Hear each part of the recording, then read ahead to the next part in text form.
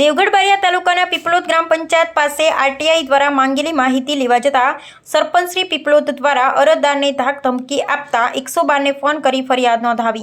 મળતી માહિતી મુજબ દેવગઢ બારિયા તાલુકાના તાલુકા વિકાસ અધિકારીના હુકમ આધારે 2 વાગે ગ્રામ પંચાયત ખાતે માહિતી લેવા મેળવવા માટે હાજર રહેવા માટેનો પોસ્ટ દ્વારા પત્ર આરપીએડીના માધ્યમથી મોકલ્યો હતો, જે આધારે આજરોજ ગ્રામ પંચાયત ખાતે 2 વાગે પહોંચવી શકાય તેમ ન હતું, તેને લઈ કમલેશભાઈ તલાટીને વોટ્સએપના માધ્યમથી મેસેજ કરી દીધું હતું કે 3 વાગે હું આવીશ। એ પ્રમાણે હું 3 વાગે ગ્રામ પંચાયત વિભાગ ખાતે માહિતી માટે પહોંચી ગયો હતો। તલાટી સાહેબ તેઓના ઓફિસમાં બેઠા હતા, પંચાયત ઓપરેટર તેઓના ઓફિસમાં બેઠા હતા અને મેં તલાટી પાસે બેઠા અને મારી હાજરી માટે મને પત્ર આપ્યો। હાજરી પત્રની અંદર મેં સહી કરી અને મને તમામ માંગેની માહિતી અનુસાર માહિતી આપતા ગયા। રજિસ્ટર ચેક કરાવતા જતા હતા। તેઓ તે સમયે 15 થી 20 મિનિટ દરમિયાન પીપલોદ ગામના ચાલુ સરપંચ છત્રસિંહ ફુલાભાઈ પટેલ તલાટી સાહેબની ઓફિસમાં આવી આરટીઆઈ માંગવાવાળી કઈ છે તેઓ અપશબ્દો વાપરી વિભત્સ બોલવા લાગ્યા। મને ગાળો બોલીને મારવા માટે 2 થી 3 વાર હાથ ઉગામી પ્રયાસ કર્યો। એ તો તને મારી જ નાખું છું, છોડો નહીં, હું બરાબર ઊભો છું, તેઓ અહીંયાથી જાય છે તેવું કહી ત્યારે 2 લોકો પકડી ઓફિસથી બહાર લઈ ગયા હતા। પછી ત્યાંથી મને પોતાને મારી સેફટી અનુકૂળ ના દેખાતા મેં 112ને ફોન પર આ બાબતની જાણ કરતા 112 પોલીસ અને પીપલોદ ગ્રામ પંચાયત પર આવી જ ગઈ હતી અને સરપંચ બહાર બેઠો જ હતો। એવી રીતે તૈયારી જાણે આગોતરું કાવતરું ગયું હોય તે ઈરાદે સાથે પીપલોદ પંચાયતની બહાર મારવા માટે ઊભો રહ્યો હતો, જેથી પોલીસ 112 બંદોબસ્ત સાથે પંચાયતના તલાટીની ઓફિસમાંથી બંદોબસ્ત સાથે પોલીસ વનમાં પોલીસ સ્ટેશને પહોંચી બનાવની તમામ ઘટના પીપલોદ પોલીસ સ્ટેશનમાં પીએસઆઈ NN પરમાર સાહેબે દર્શાવી હતી। તેઓ કીધું હતું કે તમારો જે બનાવશે તે ગંભીર ગુનો બનતો નથી, જેથી કરીને ફરિયાદ દાખલ થઈ શકે તેવી નથી। NC ગુનો દાખલ થશે તેવી ફરિયાદ જ કહી શકાય એવું મને જણાવ્યું હતું અને તમે અરજી આપો તો અમે તેની પર અટકાયતી પગલાં લઈ મામલતદાર કક્ષાએ તેઓના જામીન લઈ શકીએ છીએ તેવું જણાવતા હાલ પૂરતો મેં પીપલોદ પોલીસ સ્ટેશને લેખિત અરજી આપી હતી અને કીધું હતું કે અરજીના આધારે ગુનો દાખલ કરવા માટે સાહેબને મેં રજૂઆત કરી પણ મૌખિક કરી હતી। રિપોર્ટર શ્રીકાંતભાઈ કે વોહનિયા।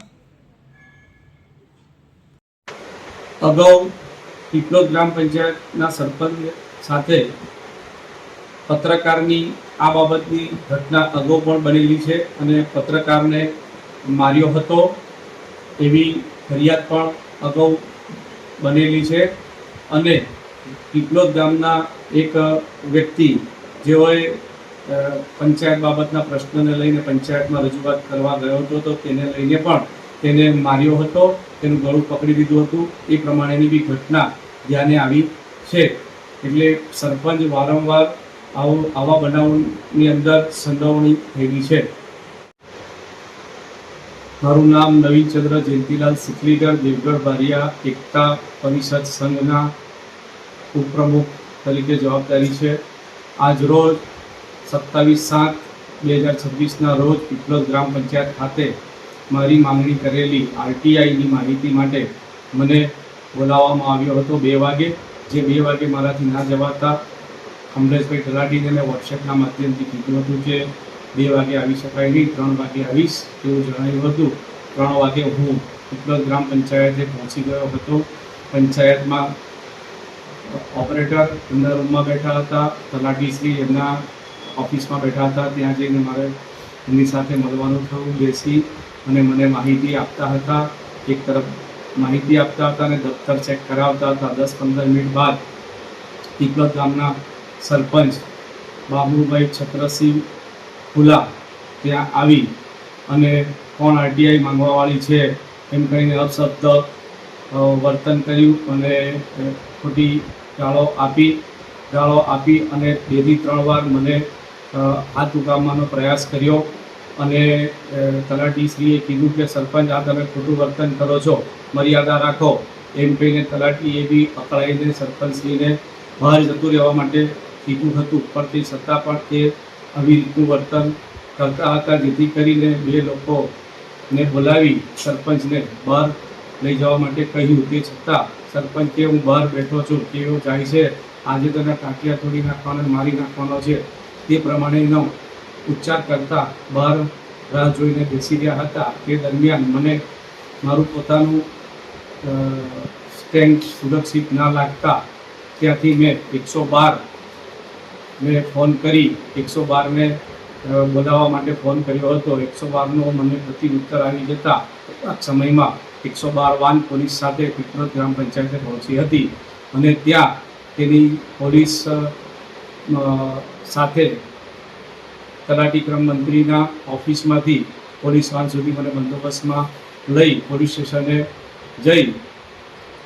જતા પોલીસે પણ તે બાબુ છત્રસિંહ ફુલાભાઈ પટેલ ઉર્ફે બાબુભાઈને ત્યાં આગળ સ્થળ પર બહાર બેઠેલા પણ પોલીસે જોયા હતા અને આ બાબત પોલીસ સ્ટેશને પહોંચી અને પીપલોદ પોલીસ સ્ટેશનના પીએસઆઈ NN પરમાર સાહેબની સમક્ષ આ બનાવની ઘટનાનો મેં કીધી અને પોલીસે મને જણાવ્યું હતું કે તમે ફરિયાદ કરવી હોય તો અને અરજી આપવી હોય તો અમે લેવા માટે તૈયાર છે, પણ તમારો જે બનાવ બન્યો છે એ બનાવ અમને લાગે છે ત્યાં સુધી ફેન્સી ગુનો બનશે એવું મને જણાવ્યું હતું, જેથી કરીને મેં લેખિત અરજી આપી છે અને આની ઉપર થોડુંક